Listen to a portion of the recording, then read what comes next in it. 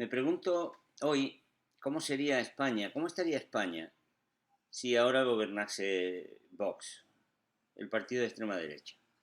Ya sé que nadie sabe el futuro, ya sé que nadie puede saber cómo serían las cosas si no fueran como son, pero bueno, igual vale la pena hacer un pequeño ejercicio de deducción para tratar de saber qué ocurriría en España a partir de las declaraciones de los propios dirigentes de Vox, de sus líderes, y de lo que ocurre, por ejemplo, en Estados Unidos, puesto que Trump ha sido considerado el gran referente, el gran ejemplo al que siguen los propios dirigentes de Vox. Hace poco un diario como El Mundo decía, ponía en boca de Santiago Abascal, el secretario general de Vox: sentimos un gran respeto por la figura del presidente Trump. Su gestión está siendo muy exitosa desde el punto de vista económico. Decía también La Razón, iba mucho más allá. Trump es el espejo en el que se mira a Abascal. Y decía incluso ese periódico que los diarios estadounidenses hablaban de Abascal como el Trump de España. Bueno, pues si eso es así, podríamos hacer, como digo, este pequeño ejercicio para saber cómo sería España. ¿Quién sería el presidente de España? Bueno, el presidente de España sería alguien como Trump, de doble moral. A Trump le gusta mucho ver aparecer rodeado de sacerdotes, de clérigos, rezar en público, pero luego, sin embargo, sabemos que su vida ha sido y es, como poco, bastante licenciosa. Hace unos días acaba de publicarse un documento oficial en el que se le involucra nada más y nada menos que con una violación de una niña menor de 13 años. Es una persona de doble moral, falsa. Santiago Abascal tiene toda la pinta de serlo. Alardea de ser católico practicante, muy ortodoxo, muy fiel a la doctrina, incluso le parece que el Papa Francisco es un extremista, pero está divorciado. Alardea también de ser un gran defensor del ejército, de las armas, de las virtudes castrenses, pero renunció voluntariamente, por pura comodidad, a hacer el servicio militar. No hace nada más que criticar los que reciben pagas del Estado, los chiringuitos, dice él, donde se colocan a los enchufados, pero siempre, siempre, siempre ha estado trabajando en ese tipo de... Bueno, trabajando no sé si es la palabra más adecuada. Siempre ha estado ganando dinero y cobrando esos chiringuitos. Es una persona también de doble moral. Trump es un mentiroso. Bueno, no es un insulto, es que el periódico The Washington Post lleva un contador de mentiras y, por ejemplo, tiene certificadas, tiene anotadas una detrás de otra 19.127 afirmaciones engañosas, mentiras, desde que tomó posesión, 16 por día. En 2020 se ha esmerado, 22 diarias. Incluso 450 veces las ha repetido más de 3 veces. Abascal no creo que bata esa marca, ese récord, eso sí, porque eso es imbatible. Trump a la hora de mentir es imbatible. Pero si se empeñara, Abascal podría lograrlo, porque sabemos que miente.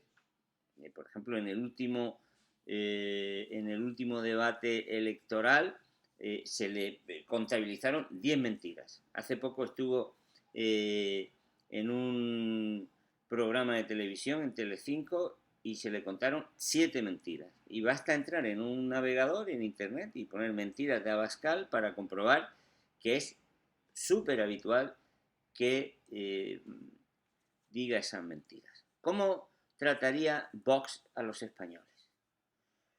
Pues yo creo que tampoco es difícil de imaginar. El propio Santiago Abascal muestra permanentemente su desprecio a las personas, a los españoles, que no piensan como él. Hace unos días yo leía en Twitter, no sé si era un dirigente de Vox o un simpatizante, que había lanzado una encuesta que decía: ¿a quién votarías en las próximas elecciones? Era textual. Y decía: a Vox, al PP, a Ciudadanos o al PSOE, Podemos y demás basura. Eso es lo que ellos creen que somos las personas que no pensamos como Vox. Demás basura. Así nos tratarían. Abascal ha llamado y ha considerado y ha acusado al gobierno de Pedro Sánchez de criminal. Por lo tanto, si gobernara Pedro Sánchez y su gobierno, estaría en la cárcel, encarcelado por Vox. Hace un par de días, Vox ha calificado a Podemos, a sus militantes, a sus votantes de terroristas. Estarían en la cárcel por terroristas. O sea, media España, si gobernara Vox, estaríamos en la cárcel. Eso sí, por amor a la patria, porque eso no les falta. Meten en la cárcel a la mitad de la patria, pero salen a la calle con banderas de metros y metros diciendo que salen a defender a la patria, a una parte de la patria. ¿Cómo vivirían en estos momentos los españoles si Vox gobernara? Pues también tenemos indicios. Economistas de Vox defienden la privatización de la sanidad pública, la privatización de las pensiones públicas. ¿Cómo hubiera respondido España?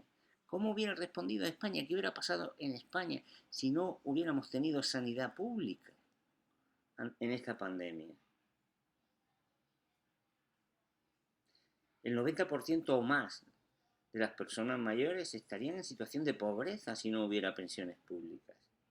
Esa sería la vida que tendríamos con un partido como Vox en el gobierno. Lo primero que hizo Trump cuando llegó a la presidencia fue anular las ayudas que Obama había establecido para que las personas que no tienen recursos económicos puedan sufragar los gastos enormes que la sanidad privada tiene en Estados Unidos y los medicamentos. Trump lo eliminó. Y el año pasado trató de eliminar incluso las ayudas a la comida que tienen que utilizar personas que no tienen recursos para comer. Los dirigentes de Vox están diciendo que el ingreso mínimo que acaba de aprobar el gobierno es una paguita para los vagos, que hace vagos, dicen.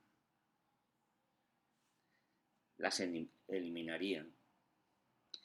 ¿Cómo habría afrontado Vox la pandemia que estamos viviendo? Bueno, no lo sabemos bien porque los dirigentes de Vox se limitan a criticar al gobierno.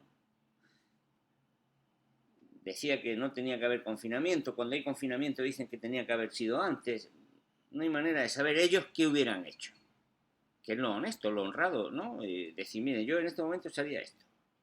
Y así, si pasado el tiempo ocurre algo, dice, mira, es que yo dije que había que hacer aquello, pero lo que no vale mucho es, al cabo del tiempo, decir, es que ustedes no hicieron. Usted dijo que se hiciera. Pero si seguimos con esta referencia, pues si Abascal y los líderes de Podemos tienen como ejemplo, se miran en el espejo de Trump, pues ahí sabemos lo que ha pasado. Estados Unidos tiene el 4%, 4,3% de la población mundial y tiene el 30% de los casos de COVID-19 y prácticamente también el 30% de muertes. El peor resultado de todos los países del mundo por las políticas de Trump. Porque desmanteló los servicios de prevención, porque obligó a la gente a trabajar. Eso pasaría en España. ¿Cuál sería la situación política en España? Pues hombre, si usted está despreciando, insultando, acusando de criminal a la mitad de la población, pues antes o después la mitad de la población algo hará. Y eso es lo que está pasando en Estados Unidos. Ayer se declaró el estado de queda. No en Caracas, en Washington. Hay manifestaciones casi de guerrilla en casi todas las grandes ciudades de Estados Unidos. El clima es de una tensión civil impresionante. El propio presidente de Estados Unidos, el presidente del país, la máxima autoridad del país, en lugar de llamar a la paz, a la calma, al diálogo, llama a noquear a los manifestantes. A manifestantes que salen a la calle a protestar porque la policía ha matado vilmente a una persona. ¿Cuál sería la situación económica de España en estos momentos si Vox gobernara?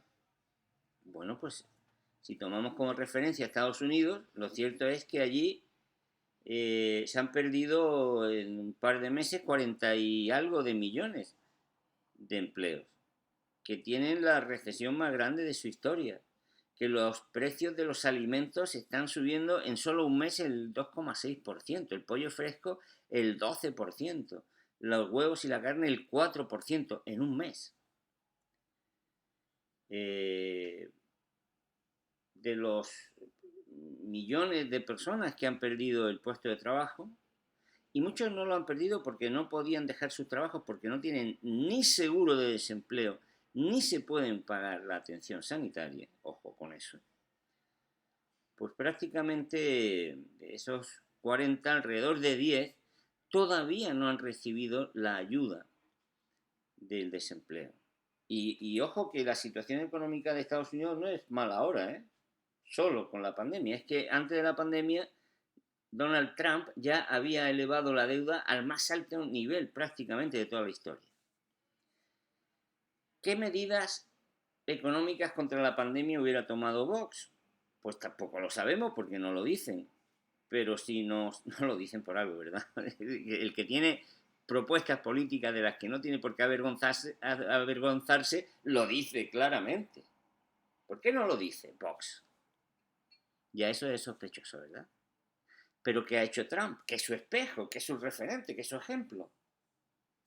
Pues miren, Trump aprobó en marzo una ley que se llamó Ley CARES, de ayuda, alivio y seguridad económica del coronavirus, que es más o menos 1,8 billones de dólares, de los cuales 1,3 billones se dedicó a ayudar a familias, atención sanitaria, desempleo, pequeños negocios, y 453.000 millones pues eran para ayudar a las empresas. ¿Qué ha ocurrido? Pues que por arte de birli-birloque, como decimos en España, esos 453.000 millones se han convertido en 10 veces más, que han ido prácticamente en toda su totalidad a los ricos. Y fíjense ustedes, resulta que de todas esas rebajas de impuestos que anunció Trump para combatir a la pandemia, como aquí defienden Vox y también, por cierto, el Partido Popular, pues el 82%, 82 dólares de cada 100 de los beneficios fiscales que se han establecido han correspondido a las personas que ganan más de 1.000.000 al año, 1.000.000 al año.